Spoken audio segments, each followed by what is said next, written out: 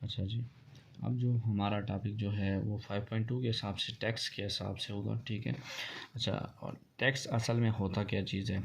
तो ये वो अमाउंट होती है जो कि हुकूमत को नीड होती है, हुकूमत की रिक्वायरमेंट होती है, ठीक है, कि वो लोगों से ले, ठीक है, और उन्हीं आवाम पे ही उसको ख़र्च करती है।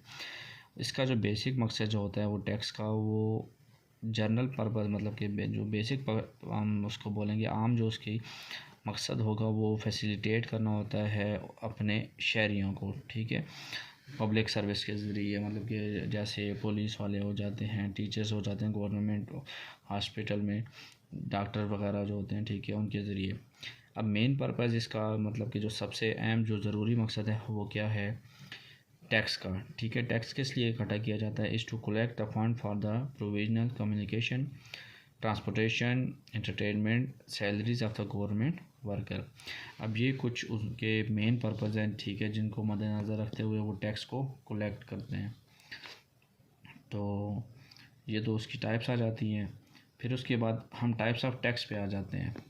वैसे तो उसकी बहुत ज़्यादा टाइप्स होती हैं, ठीक है, लेकिन हम जो यहाँ पे डिस्कस करेंगे या जिनके बारे में जानेंगे वो सिर्फ दो हैं। एक प्रॉपर्टी टैक्स आ जाता है, ठीक है, और दूसरा जो होता है वो जनरल सेल टैक्स आ जाता है, ठीक है।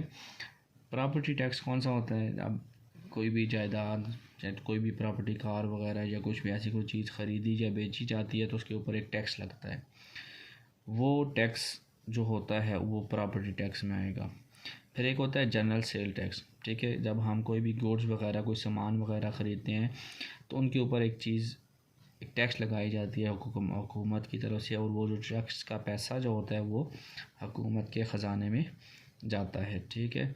फिर उसके बाद होता है इनकम टैक्स। इनकम टैक्स, अब एक अगर शॉपकीपर वाला है, ठीक है, दुकानदार है, तो वो जितनी भी अमाउंट उसके पास आती है तो उसके ऊपर भी एक कोई टैक्स लगा होता है, ठीक है, जो कि उसने पे करना होता है। तो वो जो डिपेंड करता है वो हुकूमत की तरफ से लगाया जाता है, ठीक है, जो कि फ़ेडरल गवर्नमेंट लगाती है।